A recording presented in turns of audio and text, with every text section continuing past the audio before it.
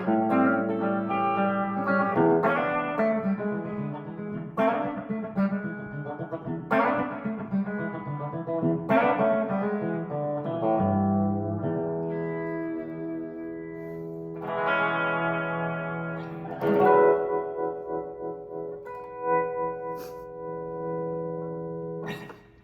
morning. How's it going, everybody? Happy Tuesday. Here we are. It's a 2-cup morning for me. I'm drinking these terrible Starbucks instant packets because I forgot to buy fresh coffee. So this is my backup plan B. It's terrible, really. I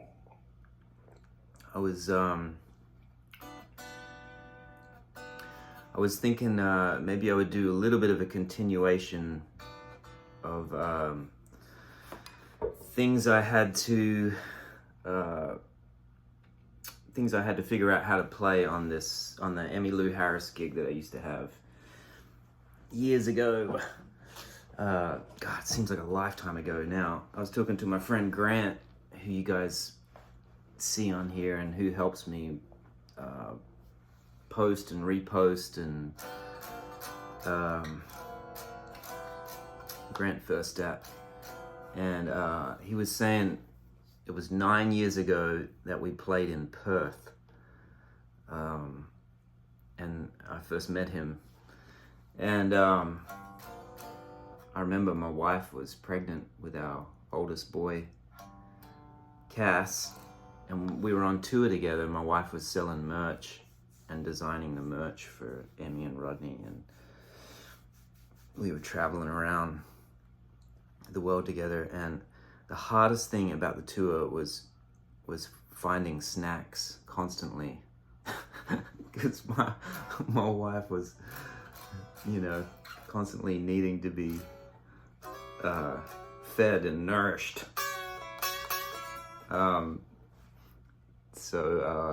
Anyway, it's funny memories. But there was some barn burners that we had to play every night in that set with Emmy, and sometimes we would play Ooh Las Vegas, which I was trying to remember the intros and some of the rhythm parts I used to play.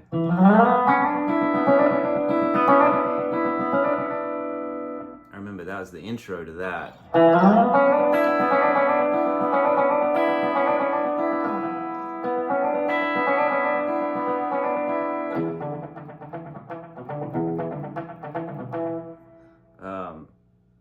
Turn that echo down a bit.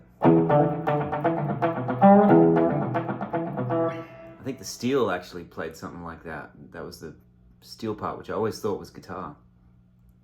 And then we had, what other rockers did we have? Luxury Liner, of course, was always, it took me at least a year to compose a solo at the end that had the arc and the flow that I wanted it to have. And I actually ended up with a lot of problems, physical problems in my forearm because of the poor technique I had when I was playing it. I'll never forget going to Rodney dragged me, we were in Glasgow, Scotland, and I was really struggling physically to even get through the end of the song, and he took me to a Chinese acupuncturist, and we had a day off after, and I went to this, I'd never had anything like it before, and this Chinese guy, lovely guy, stuck a bunch of needles in me, and I laid there for a long time. Like, I was panicked by the end of it because of how long I'd been laying there with these things in me. and he took them out, and then they gave me the full works. Then they did the cupping thing. Have you guys ever done that, where they take all the toxins out of your body with these cups? I don't even know what it looks like. I just remember the sound of it because I couldn't see what they were doing, and it just sounded crazy. Like they would light these things, they would move the cups around, and you know, I had all this amazing bruising, and it looked like I'd been taken out into the alley and had my ass kicked by a gang of, you know, thieves or something. Like, it was crazy. And then this was a 3-parter. The third thing they did was then they started doing this crazy massage stuff on my shoulders, and I just remember sitting in this chair weeping, like just sobbing, crying. It was just like this crazy release of all this built up stuff, you know, stress and tension and anxiety and, you know, fear and just all of these things, you know. And the woman assistant across the room, she's laughing her ass off at me, just, you know, sitting there crying like a big baby. But it was wonderful. And when I got back to the hotel, I slept for the longest straight stint I think I've ever slept in my adult life. It was like 12 or 13 hours or something. And I felt so amazing the next day that I started making acupuncture and things like that a regular thing for a while because of how good I felt. All that's to say is, you know, when you work your way up to those tempos, technique really is key to survival when you're up there flying around and trying to, you know, thread together a narrative at that kind of speed.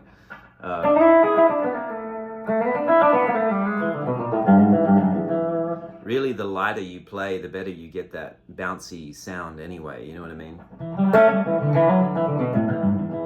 I always think of Albert Lee when I think of that style because he has the most amazing feathery touch, you know, and he can play that stuff so fast for so long, and with so much incredible musicality inside of it. You know, he's really one of the pioneers of that country style.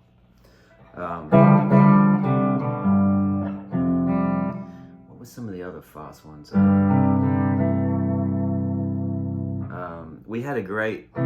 We would do twin stuff, you know, me and Steve Fishel, who was playing steel, we worked up twin parts to a lot of stuff, which was really fun. San Antonio Rose, you know,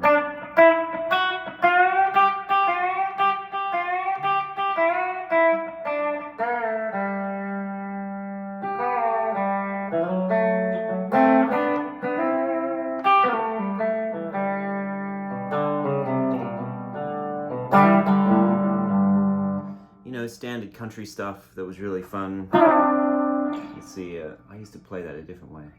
I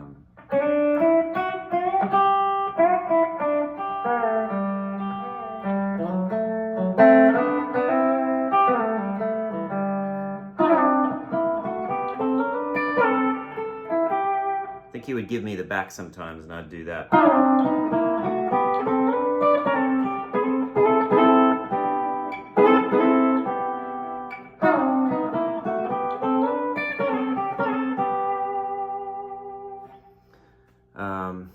Anyway, that was a really fun guitar gig, you know, and at the time it really encompassed all the guys I'd spent a lot of time listening to and learning from, you know, from the ambient guitar of, you know, Lanois and Buddy Miller and things like that, to, you know, James Burton and Albert Lee and you know, country guitar and sort of ambient things. Maybe that's when I started to thread those things together, you know, like because they are two different worlds, but it's kind of interesting when you start to mash them together a little bit. You know, you can kind of create a probably unique sound, incorporating, you know, some of those like ringing notes into fast things, you know.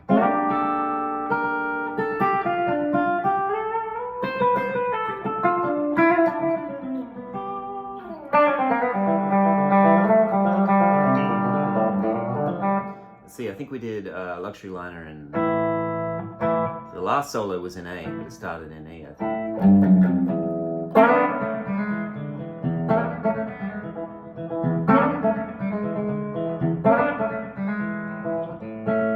God, I can't remember. Maybe it was in D. Anyway.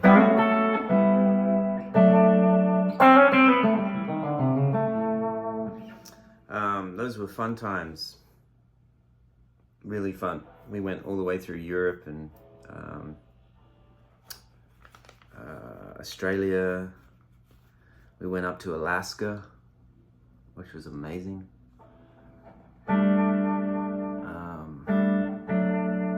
Canada, all the way across Canada, Montreal. It was crazy. It was good fun.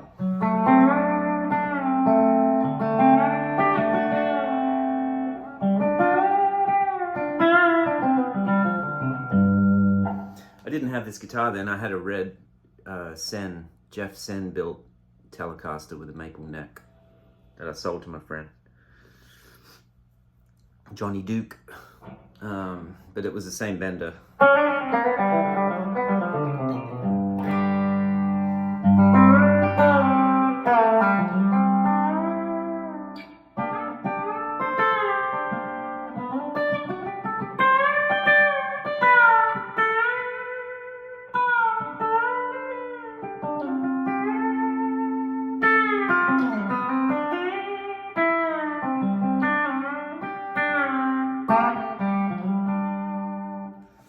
I have to really sit around and practice that kind of stuff if I'm, you know, if I'm going to need to play it live on stage, because it just doesn't all come back. I've got to really kind of work for it and push out into the corners of where the interesting things are.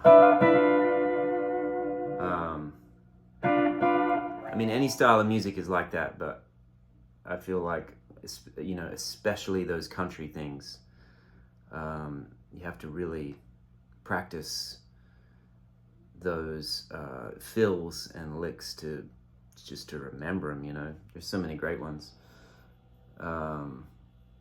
Anyway, we're going to, this is getting long, I'm trying to shut it down.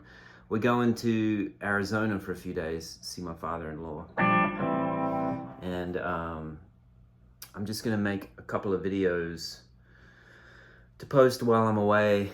If you guys want to tune in, I'm gonna keep thinking about this Emmy gig and try to remember what I used to do, and it'll help me to get back into the country saddle for the Vince shows that are coming up.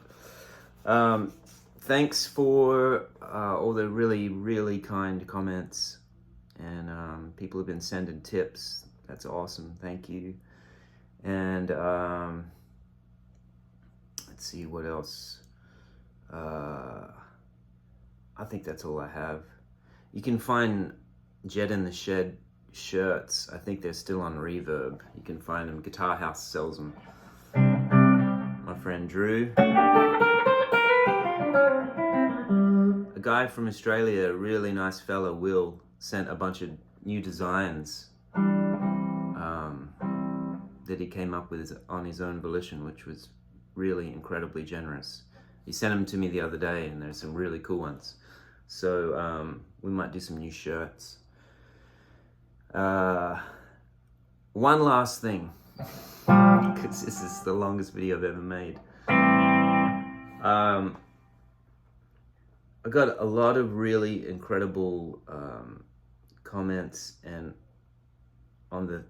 from the show last week, the acoustic show I played, and I just wanted to say thank you so much to Guthrie Trap, and Uncle Larry, my mate Tom Bukovac, who you guys know and love, for coming out and for posting their own videos of the show. And I just can't believe they did that. It was so cool.